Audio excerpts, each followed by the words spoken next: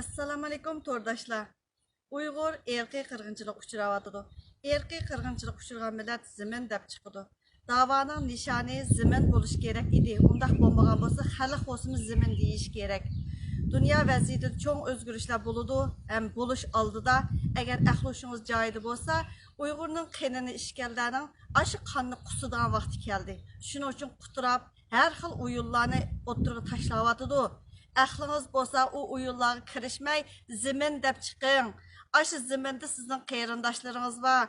Siz doying bilan o'tirib o'tib ketamsiz bu umringizda yoki bog'ingiz bormi shu tuproqqa? Agarda shu tuproqqa yana qayta dassash niyatingiz bo'lsa, zimin deb chiqsiz. Doyingdan qanoatlanib yurmanglar. Bizning doyinglarimiz yo'q. Bizning uning ehtiyojimiz yo'q, vatanga ehtiyojimiz var. Uyg'ur erkiy qirg'inchilik uchrayotidi. Erkiy qirg'inchilik uchragan millat zimin deb chiqdi, o'yinga aralashmaydi.